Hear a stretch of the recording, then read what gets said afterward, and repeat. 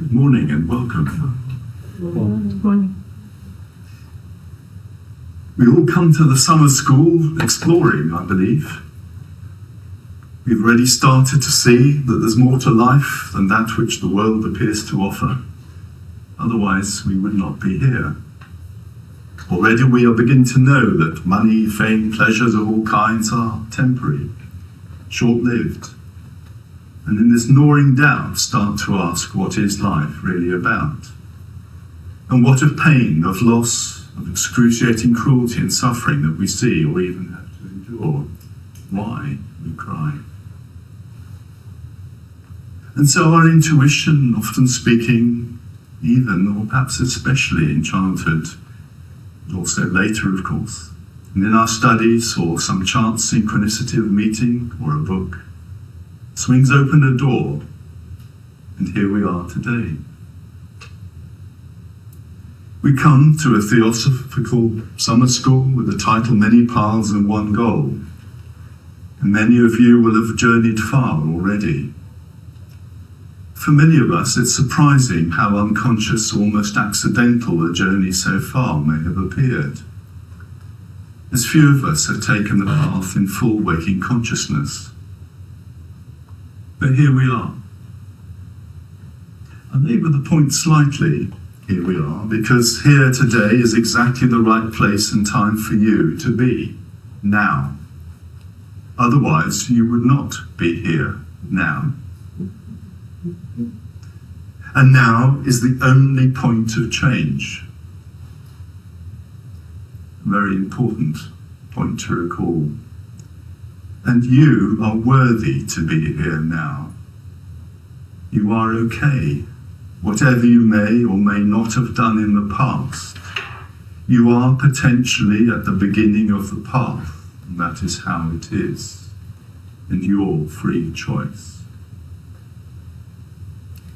So you could go home and continue, as does most of humanity, in a slow and still unconsciously leisurely journey through life, occupied by daily needs and troubles and distracted by the pleasures and pains of this world, but nonetheless suffering.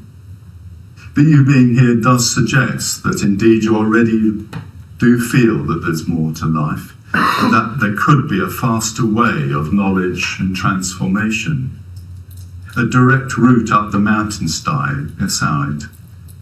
Your intuition may also begin to tell you that for you, there is no alternative. The world has lost its glamour.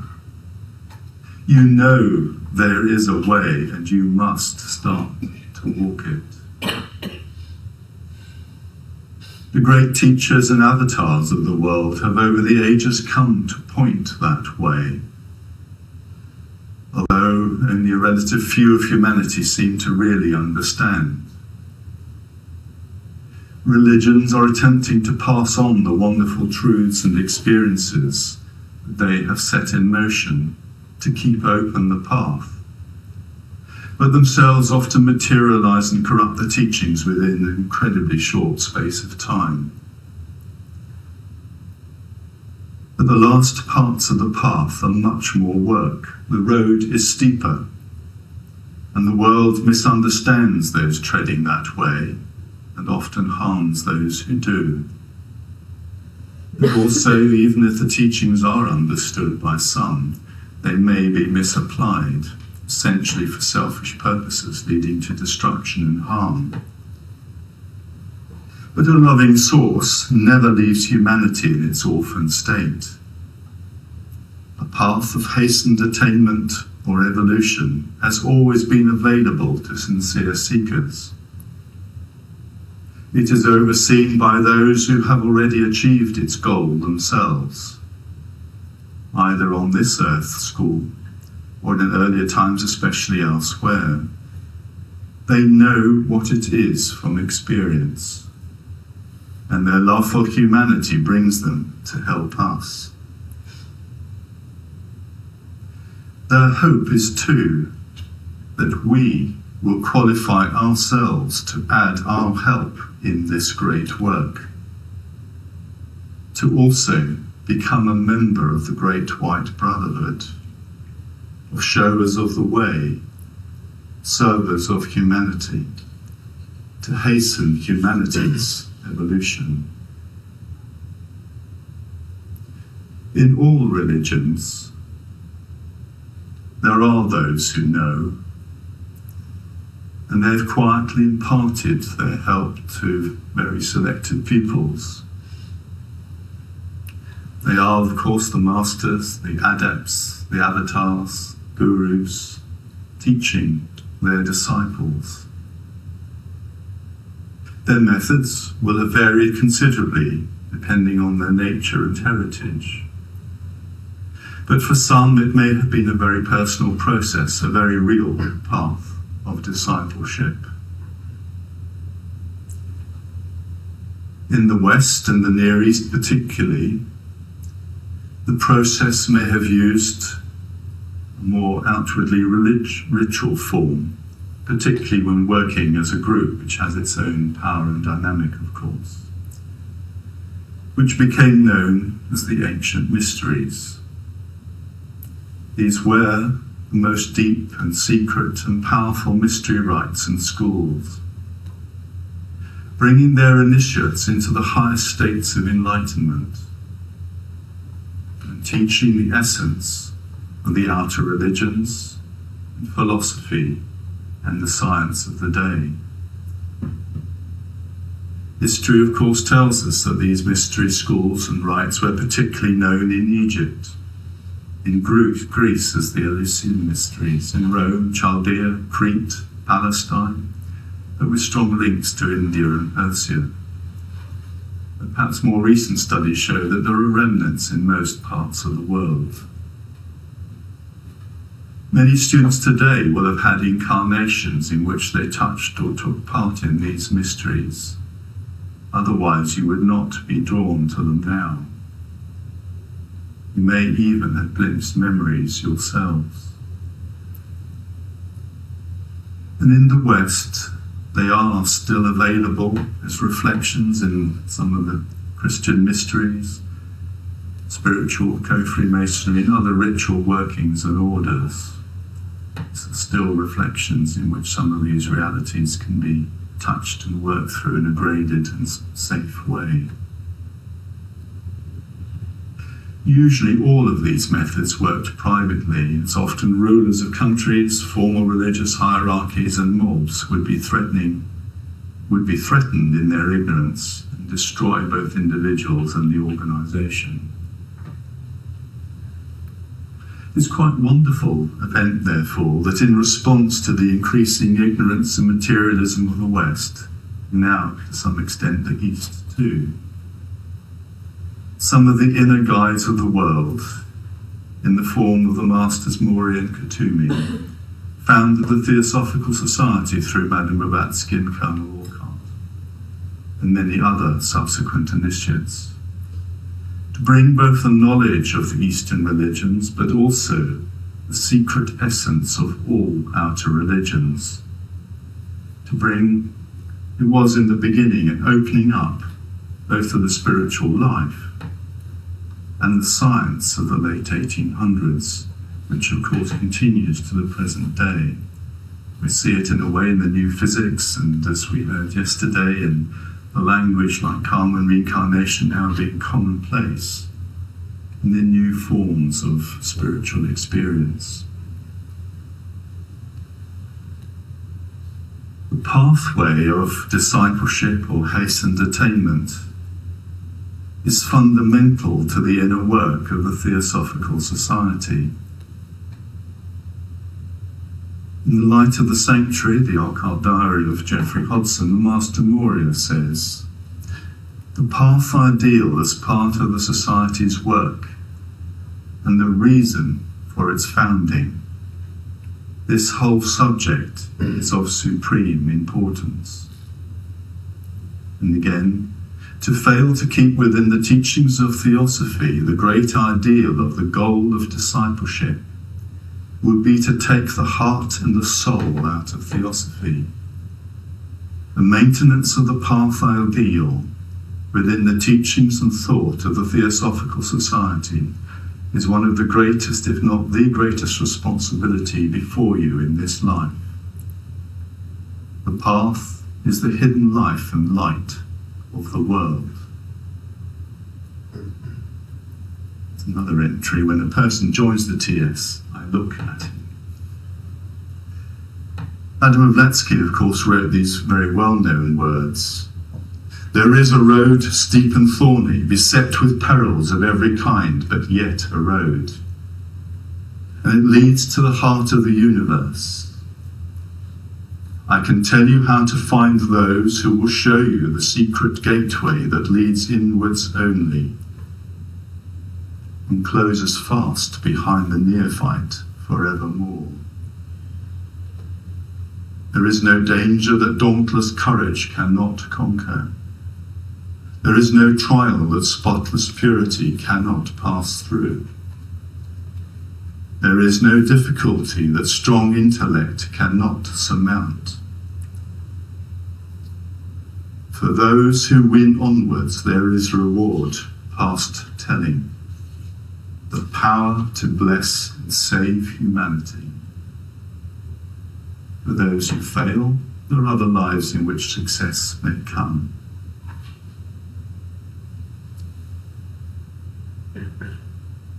One of the first things that we are taught on the path, the goal, is that of the goal of human incarnation. It is said to eventually return, but now consciously, to the source from which we came. On the way, we become adepts, perfected humans, fully conscious of the inner ruler immortal, or the higher, our true self, the Christ, the Krishna, the Buddha within. In the idyll of The White Lotus by Mabel Collins, the priest tells the neophyte, the soul of man is immortal, and its future is the future of a thing whose growth and splendour have no limit. Elsewhere, we're starting to be pointed to that we're training to become also a lord of a world, or a logos such as our sun, and onwards to larger systems and galaxies. And really, there is no limit, because even the one is constantly changing. However, for our minds, this is rather too much. So let us look very briefly at the path. But first, therefore, we must look at the tools. I've only this time very briefly touched on the theosophical teaching of the constitution of humanity, which some of us have been covering over the last few days. I think it's an essential way of understanding the spiritual life. But in very brief summary anyway, we can discern three main aspects to ourselves, as St. Paul says, a spirit, a soul, and a body.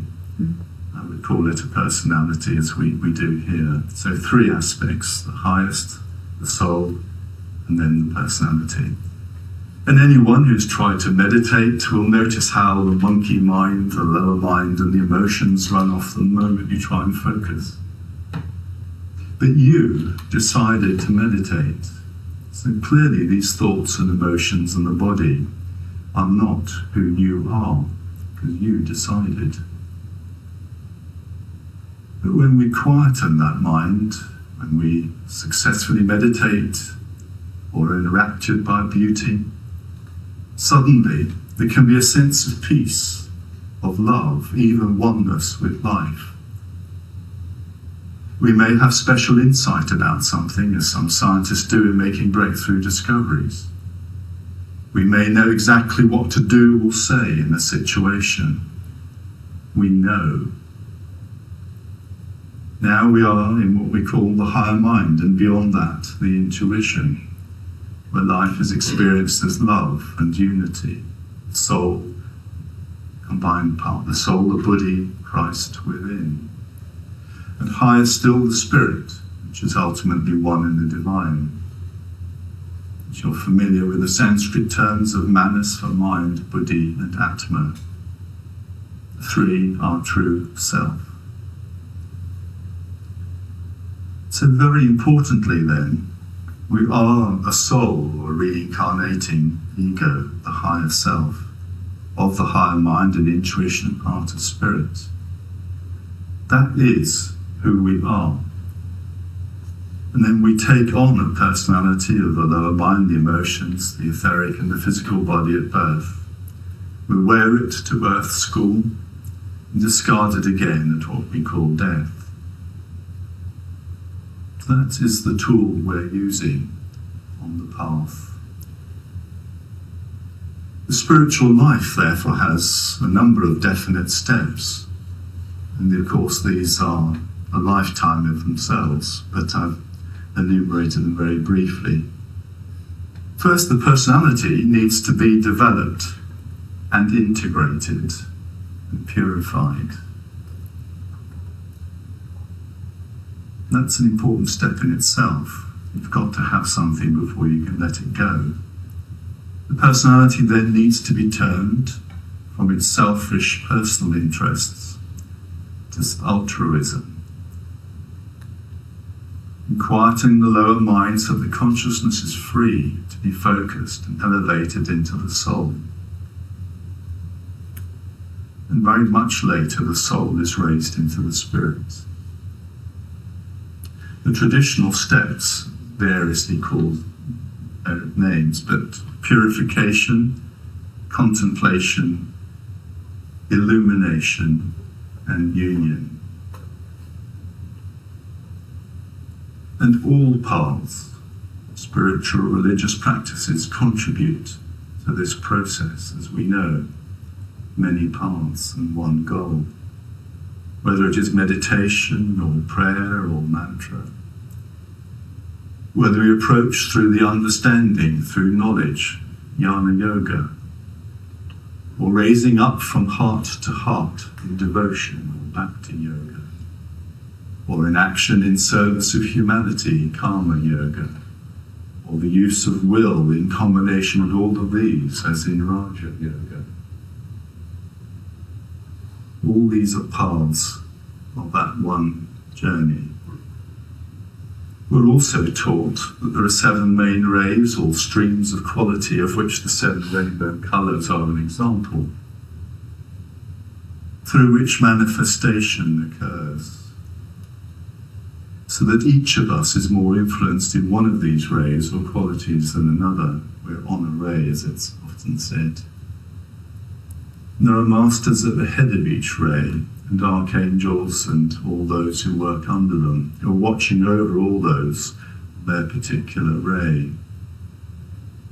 And so we're much more likely to choose a path utilising our innate qualities, such as the love wisdom of the second ray, under the guidance of the Master Katumi, the Christ, the Buddha, or the first ray of will under the other founder of the TS, the Master Moria, or the devotion under the Master Jesus, or the use of ritual and order, especially if we work in a Western body, under the 7th ray Master, the Prince Rakoczy, or otherwise known as Saint Germain, or in art and beauty under the 4th ray of the Master Serapis, and so forth.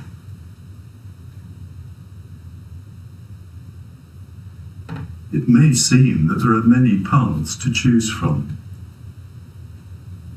but in a sense, we can only rise through our own unique being.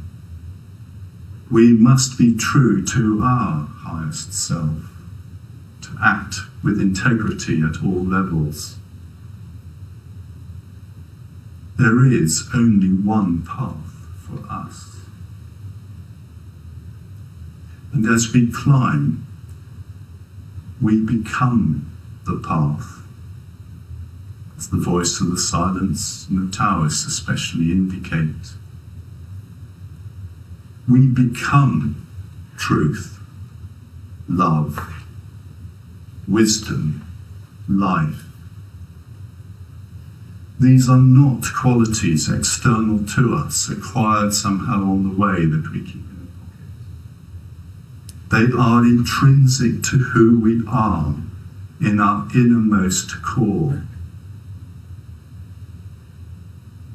Indeed, as the Christian Master said, I am the way, the truth, and the life. No one comes to the Father but by me. Speaking as the Christ or higher self in each of us, reaching to the Spirit or Atman. There is no other way to the source other than through being, way, truth, and life, and love. And because these qualities are not divisible, they are indivisible, our Master at this level is indeed able to share or even merge these qualities with his disciples. The first step in the spiritual life is the building of character and moral values in the personality. Then the selfishness is gradually turned to selflessness, or giving.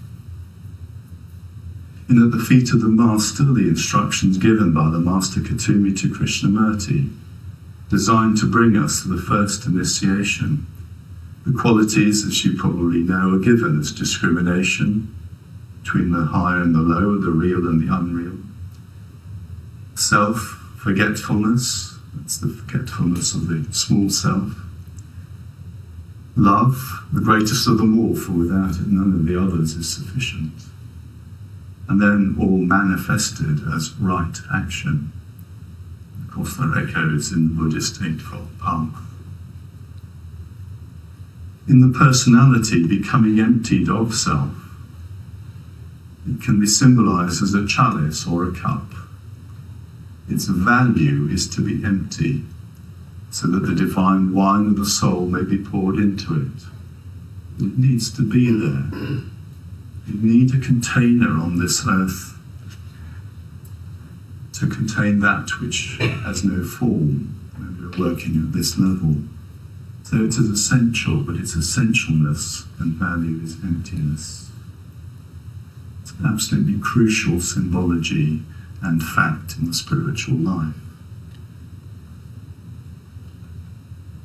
And all the while the Masters are watching our progress, gently helping as necessary.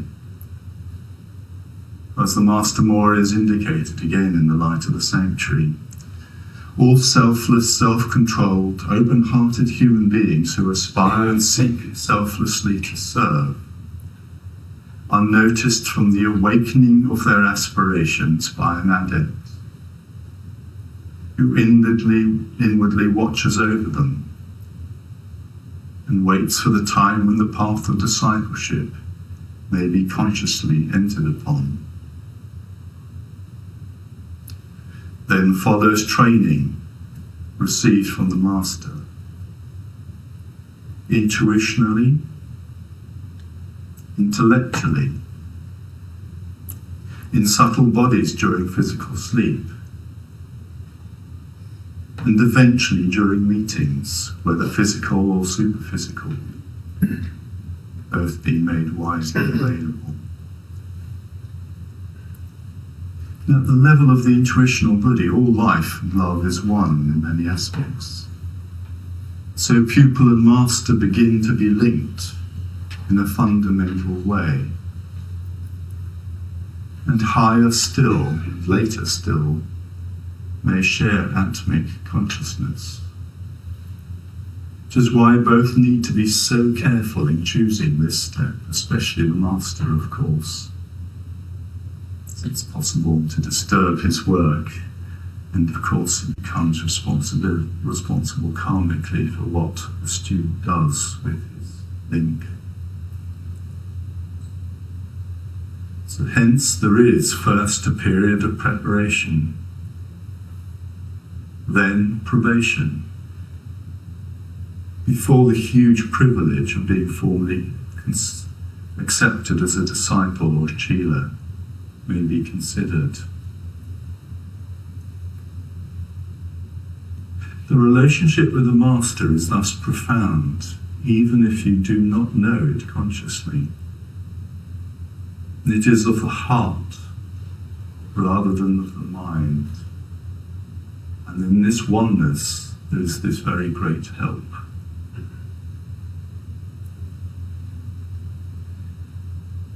Please forgive a long quote, as it expresses so beautifully after this process. Following is only part of an inspirational chapter in The Pathway to Perfection by Jeffrey Watson, which I found very moving.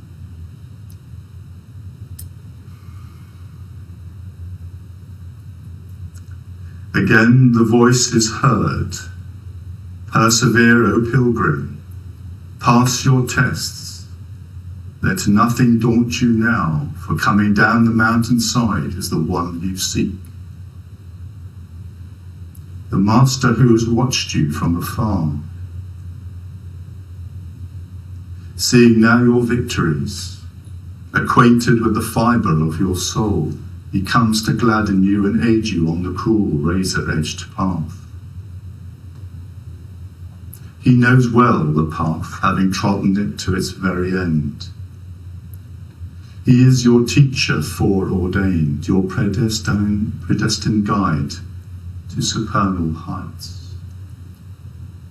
Bound to you and to his task by kingship of the Spirit, and by obedience to the order to which he belongs, the brotherhood of those who light the way. Press onwards towards him, even if as yet thou see him not. Fixed fast your gaze ahead of you. Walk warily and carefully, but keep on, for he draws nigh. At last, the great event occurs for which the open doors have proved a sign.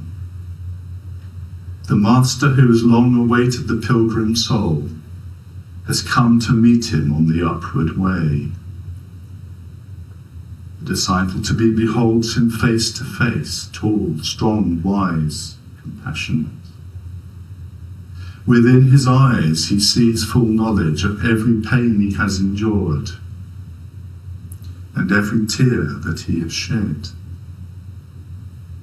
The Master knows, and that is the discovery that gives peace. Everything the aspirant has ever been and done, and all his joys and hopes, fears and falls are known. Despite the falls, the Master welcomes him, and understanding shining in his eyes brings perfect peace, evokes the utmost trust. Together now, both look back upon the road behind. The Master shows the meaning, the message and the cause of each experience, and understanding deepens of the mysterious laws of life. They look forward, the Master pointing out the stages of the way, the tests and the difficulties and how they may be overcome. They also look inwards into the disciple's soul, appraising powers and weaknesses, and planning the progress which must be made. Inwardly illumined by his presence and his power, the disciple knows with utter certainty that this is his way.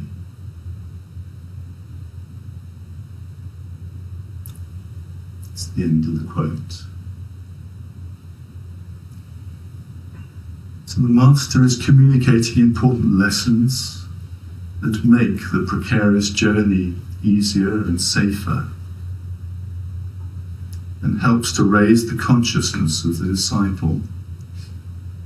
Of course, the disciple has to resonate at the same frequency or note, to use a musical term, and to maintain it.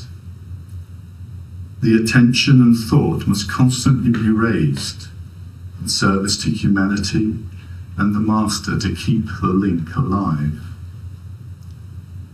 This assistance is perhaps the most important aspect of the Master-disciple relationship. It occurs quietly much of the time, unknown to the waking awareness of the neophyte at first, and then at very important milestones when the disciple is ready, consciousness is specifically raised to the next step. The Master must need first present the neophyte to his brother adepts and later on to the Lord of the world, whose five-pointed star of initiation shines forth in ascent. C.W. Leadbeater observed in the Masters and the Path, the confirmation of these steps.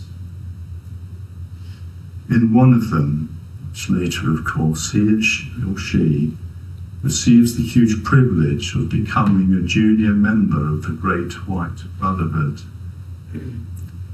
now ready to serve humanity in a much greater capacity. These steps, of course, are called initiations, new steps initiating, which are said to be 5 to adeptship.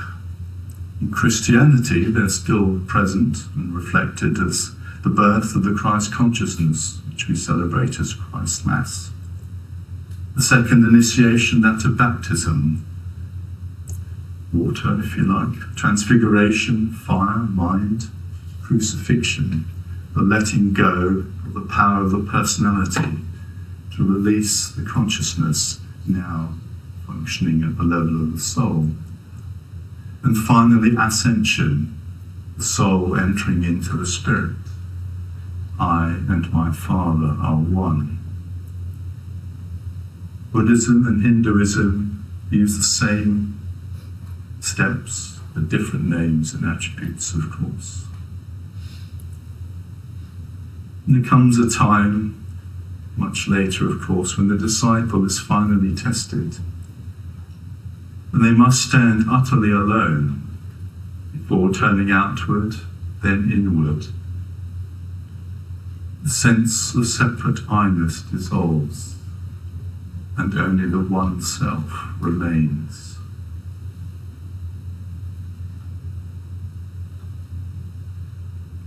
You may have gained the impression that with the protection and help of the Masters, all will be easy. And the help is very great and very real at all levels, including the physical. But easy it is not, far from it. In asking for hastened evolution, karma will be speeded up to clear the past effects, so as to become free to serve. What may have taken many lives to work through now occurs perhaps in only a few. And all qualities are accentuated so as to become visible and to be dealt with, both positive and negative. You may find you've noticed that yourself in even coming to meetings such as those of the Theosophical Society. If you ask for light, it will shine in the darkness as well as accentuating the light that is in you.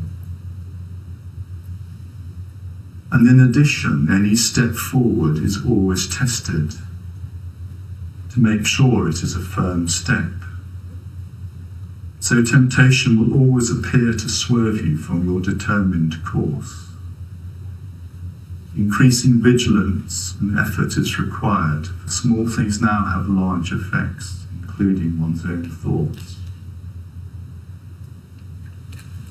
So be careful for what you ask.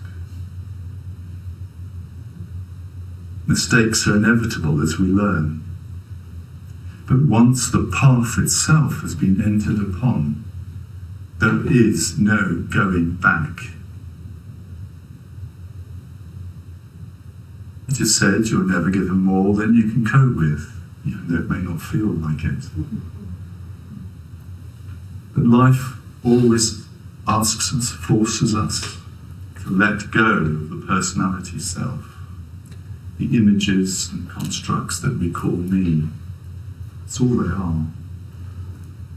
Metaphorically, life tells us to look up, to express love and truth and life, and to serve.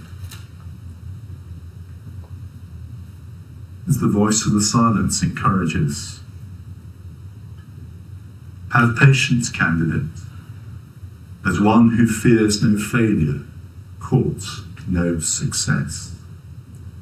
Fix thy soul's gaze upon the star whose ray thou art, the flaming star that shines within the limitless depths of ever-being, boundless fields of the unknown.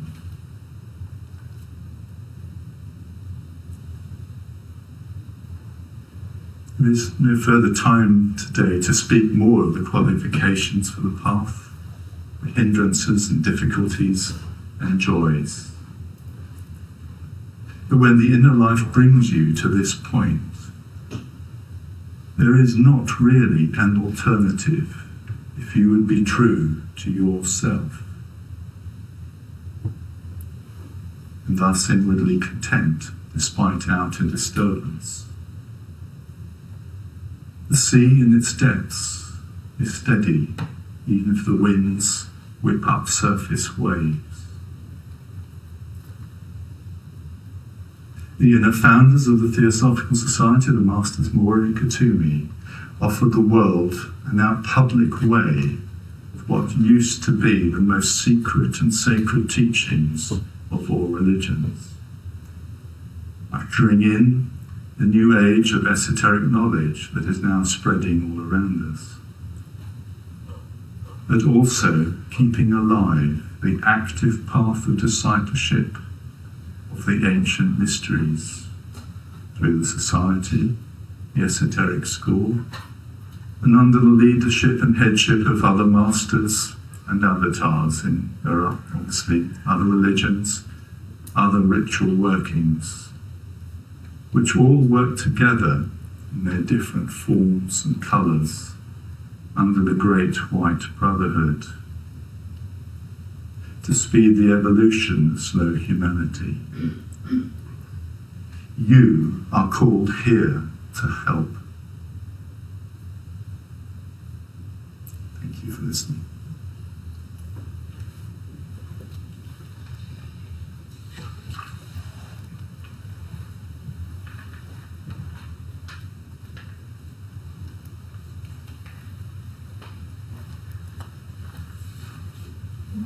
Still have we have a few minutes if you would like to put any questions to Michael.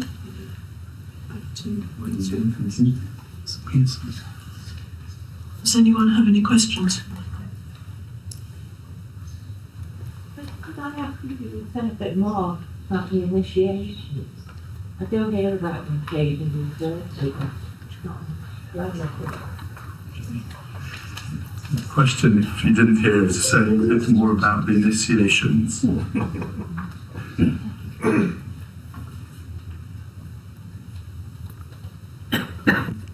The initiation obviously is a new step, and so there are two parts to it, if you like. They're a bit like exams, really, in the sense that if you do the work and the coursework, then you're qualified to sit the exam. So in a way, you've already done the work, and the exam marks the fact that you have. If you like, in the spiritual life, as we grow and develop, we're essentially raising our consciousness up to the highest chakras. Most of the time we're working in normal life in fairly low chakra focus, as it were. It's where we have our focus of consciousness. In a way, you're trying to, in an outer form, you're trying to raise consciousness higher, to the higher chakras, the heart, the throat, the crown, etc.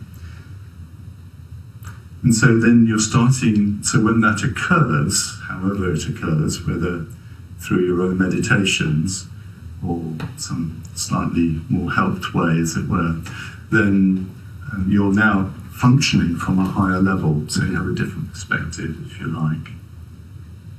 Now, obviously you can do that by your own efforts, and your own, I have to remind you, it's your higher self working through you. You constantly forget that that's where we're coming from. But nonetheless, our own efforts. Outwardly, in form life, there are those structures given to us where these initiations are still valid and still happen in the earthly reflection of them. So, for instance, in the Christian form when understood, we celebrate Christmas and the birth of the Christ life, but there's baptism, confirmation is a representation, if you like, of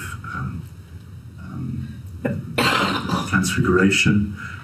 I would suggest that perhaps to some extent the Eucharist itself is the fourth initiation of the divine, the things of the fruits of earth being offered, and the divine response coming down into the bread and the wine, if one goes along with that way of understanding it, which of course one can see sometimes and feel, certainly for oneself. And then later on, the ascension, which is again being presented by the Christ to God the Father. So there's those reflections in Christianity. There are other ritual forms, again, if they're properly authorized and worked, where the neophyte comes in a state of darkness and then is offering herself, and then light is given with, again, working with the chakras, particularly the crown chakra, raising consciousness up. First, physical and emotional. Next step, second step, largely the mind. The third step in the ancient mysteries is always death and resurrection, as it were, which is the letting go of the personality. So these are external ways of helping to do that, which have a very real effect. My understanding in the writings, some of those might be reflected through that, but in terms of the masters directly working, it sounds like by and large the first initiation happens unconsciously to us. When we're asleep, they're taken there by our helps and guides and our own preparedness, as it were. And then later on these still occur, but we may be more conscious of them in full waking consciousness. It sounds like they tend to take place in some of the Himalayan centres, as it were, but mostly superphysically.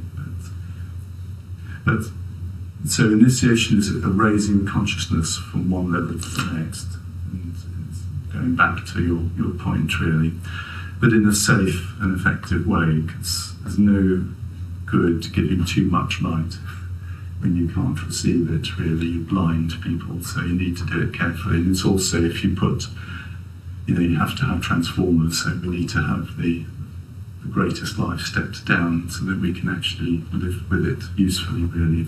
I don't know if that helps. Yeah. Thank you. The question is regarding to the race. And I understand each of us has some particular aspects more developed than others. How can one, if he asks himself, find which is his role, you can say, or his duty here, or his life, in which he can develop and focus his attention? How can he find what his almost qualities, let's say, should focus? I mean, obviously there are very long answers to that, but short answers as well. And I think again, the rays and the sub-rays, there are seven rays, seven sub-rays. Then, of course, our soul may be one ray, our personality another, our mind on one, our emotions on another, and that might explain some of the conflicts we sometimes have within ourselves. But in a way, it's trying to see how you work. If you look at the qualities of the rays and the negativities, as it were, it gives you a flavour. So first ray is said to be the ray of will, so such a person is much more likely to be quite forceful, quite innovative, quite belligerent leaders and so forth. Really depends on the positive and negative, really. Whereas the second ray is love, wisdom, so you're much more likely to find in that somebody expressing love rather than will, teachers and so forth. Third ray is much more adaptability, so more complicated. It's active intelligence to some extent. The fifth ray is said to be that of knowledge, so it's much more likely to be the scientist and very precise if it's mind focused. Sixth ray, that of devotion, so that you're much more likely to be devoting to the cause. Seventh ray, that of often is is the array of ritual in the sense, and order, angelic operation really, which in fact is Atma in action. So three, it's another whole story of how those reflect really. So the three higher are reflected in the three lower really. So the three, as we said before with the six-pointed star, the three Trinity into manifestation, the Trinity back out of manifestation, the fourth ray of balance, harmony through conflict in the middle, if you like. But it's seeing how you work. It's one way of doing that. There's detailed ways of doing that in some context. But often it's really seeing what you're good at, and the methods you're using really gives you an idea of what to do really. But the bottom line I'd say is be true to yourself.